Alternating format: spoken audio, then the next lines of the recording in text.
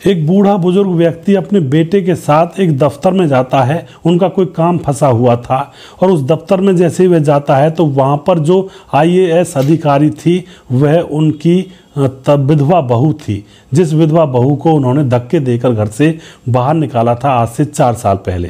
दोस्तों, उसके बाद यहाँ इस ऑफिस के अंदर जो होता है बड़ा ही विचार करने योग्य होता है। घरों के अंदर मान मर्यादाएं होती हैं, लोगों के साथ रिश्ते निभाने की जो उम्मीदें होती हैं वो भी टूटती हैं कई बार। न जाने क्या क्या घरों के अंदर होता है। फिर यहाँ पर उस बहू ने क्या किया था इनके साथ, पूरी जानकारी यहाँ पर हम लेने वाले हैं। वीडियो को अंत तक जरूर देखिएगा।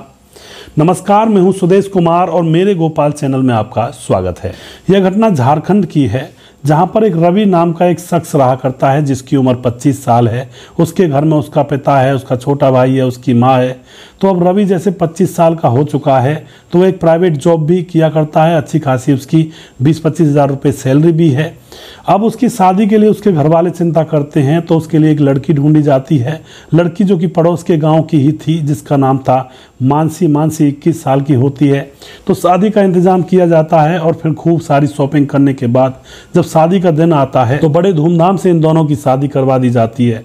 शादी के बाद जो मानसी होती है वह दुल्हन बन करके अपने पति रवि के घर पर आती है और खूब सभी घर वालों को वह बहुत ज़्यादा पसंद थी और खूब प्यार कर रहे थे उस टाइम। तो अब जो उसका पति होता है, दोनों पति पत्नी जब रात को सोया करते हैं तो पति एक दिन रात को सोता सोता कह रहा था अपनी पत्नी मानसी से कि मानसी, मैं तो ज़्यादा पढ़ नहीं पाया, थोड़ी बहुत पढ़ाई की थी, उससे नौकरी मिल गई और उसके बाद अपना घर का भरण पोषण कर रहा हूँ।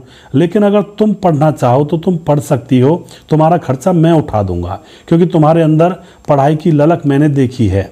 अब तो मानसी इस बात को सुनकर बहुत खुश हो जाती है, क्योंकि मानसी भी चाहती थी कि वह पढ़ लिख कर कोई बड़ी अफसर बन जाए। मानसी अपने पति से लिपट जाती है और कहती है कि तुमने तो मेरे मुंह की बात छीन ली, मैं पढ़ना चाहती हूँ।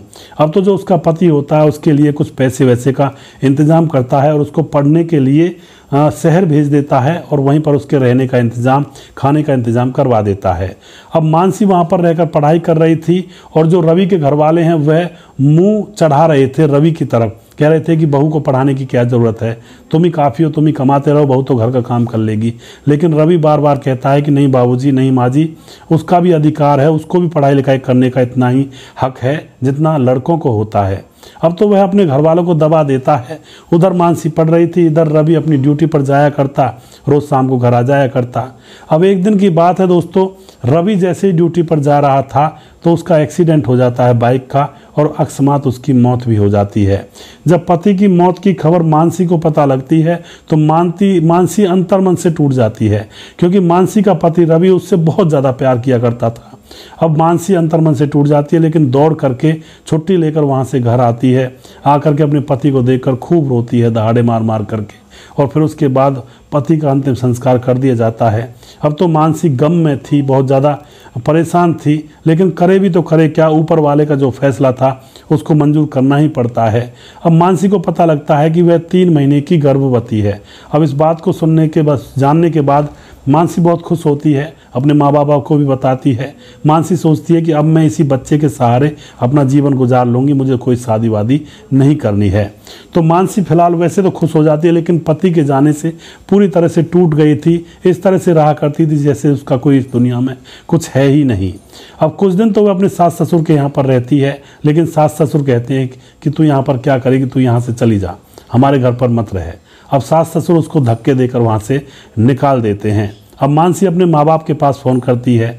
माँ बाप कहते हैं सुनते ही कि बेटी यह तो दुनिया की रीत है, तुम्हें निकाल दिया, ये कोई नई बात नहीं है। जब आदमी से कोई काम नहीं होता है तो फिर उसको इसी तरह से धुतकार दिया जाता है और निकाल दिया जाता है।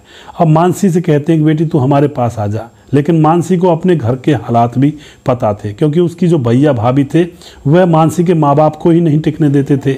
उनके ऊपर न जाने क्या क्या लड़ाई लड़ते थे वो, और कई के ताने देते थे। मानसी को यह भी पता था कि जब मानसी कभी कभार छुट्टी लेकर के अपने मायके जाया करती तो उसकी भाभी लड़ जाया करती थी अपने ससुर और सास से, और मानसी से भी लड़ जाया करती थी।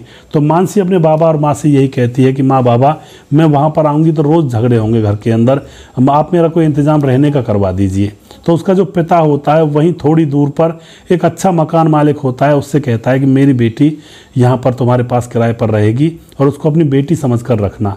वह मकान मालिक बहुत ही सीधा साधा और अच्छा इंसान था। जब उसके सामने मानसी की कहानी बताई जाती है तो उसकी आंखों में भी आंसू छलक आते हैं और कह उठता है कि हम अपनी बेटी को अपने पास रखेंगे और कोई दिक्कत नहीं होने देंगे। तो मानसी अब उस कमरे पर किराए पर रहने लगती है, उस घर के अंदर जहाँ पर उसके पिता ने इंतजाम करवाया था और पैसे दे ही दिए थे। मानसी वहाँ पर रह रही होती है। 1 साल तक वह अपनी पढ़ाई को जारी किए हुए थी दोस्तों, पढ़ाई को उसने बंद नहीं किया था।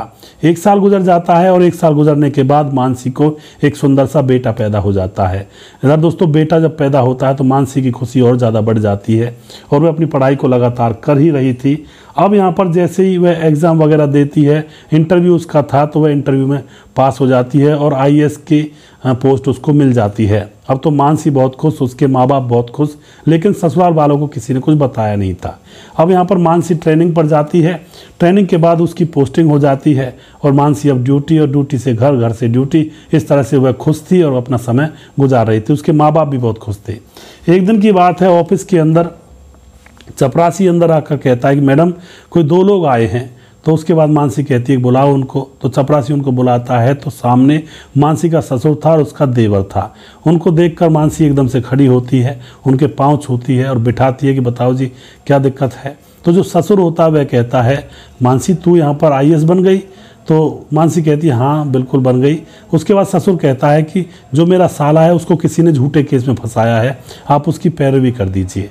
तो उसके बाद मानसी उससे कहती है कि आपका काम हो जाएगा, कोई दिक्कत नहीं है। और उसके बाद मानसी उस केस की पैरवी करवाती है तो उसमें जो उसके ससुर का साला था वह निर्दोष निकलता है। उसके ऊपर झूठा इल्ज़ाम लगाया गया था और उसको वह निकलवा देती है उस केस से। उसके बाद दोस्तों यहाँ पर क्या होता है, केस से तो वह निकल जाता है, लेकिन ससुर और जो सास होती है वो दोबारा से ऑफिस में आते हैं और मानसी के सामने हाथ जोड़ने लगते हैं कि हमें माफ़ कर दो बहू, हमसे गलती हो गई, चलो तुम घर चलो। लेकिन मानसी उनको धमका देती है और कह देती है कि तुम्हारे घर मुझे क्या लेना देना, ना मेरा पति है वहाँ पर और तुम लोग ऐसे हो जिन्होंने मेरे बुरे वक्त मुझे धक्के देकर निकाल दिया। मैं नहीं चलूँगी, यहाँ पर ये बात मत फैलाओ, जाओ तुम अपने घर, तुम्हारा काम था वो मैंने कर दिया, लेकिन मैं तुम्हारे साथ बिल्कुल नहीं चलूँगी। सास ससुर मुंह लटकाकर वापस आ जाते हैं और आने भी चाहिए थे दोस्तों, क्योंकि उन्होंने बुरे वक्त में मानसी का साथ नहीं दिया तो वो किस हिसाब से, किस एवज से उसके हितकारी लगते थे, किसी भी एवज से उसका भला नहीं सोच सकते थे। सिर्फ वो तो इस बात में थे कि भाई मानसी अगर उनके घर आ जाए तो देवर के साथ शादी करवा देंगे और मानसी आईएएस अफसर है ही। अरे वो क्यों करेगी, वो इतनी बड़ी अफसर है, किसी अफसर से ही शादी कर लेगी क्या? तुम्हारे घर में उसका ज़रूरी है थोड़े आना? उसका पति जो था जिसने उसको सहारा दिया था वो तो मर गया। तो इस तरह से दोस्तों यहाँ पर इस कहानी का अंत होता है। मानसी फिलहाल खुश है और आगे चलकर हो सकता है शादी भी कर ले किसी बड़े अफसर से और अपना घर बसा ले।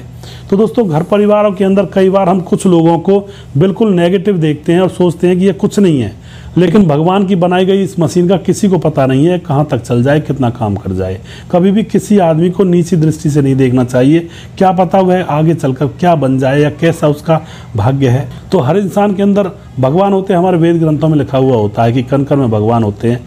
तो हर इंसान के अंदर भगवान को देखेंगे तो हम किसी का भी अपमान नहीं कर पाएंगे। तो इस तरह से यह घटना लोगों के सामने आती है।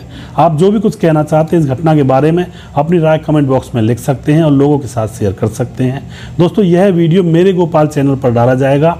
आप इस चैनल को और इस पेज को, अगर फेसबुक पेज पर आप देख रहे हैं तो इसको फॉलो ज़रूर कर लिया करें और चैनल पर है तो चैनल को सब्सक्राइब ज़रूर कर लिया करें, जिससे कि यहाँ पर ऐसी अच्छी अच्छी घटनाएं मैं लेकर आता रहूँ। अगला वीडियो बहुत जल्दी फिर से लेकर आऊँगा, तब तक आप देखते रहिए मेरे गोपाल चैनल। जय हिंद, जय भारत।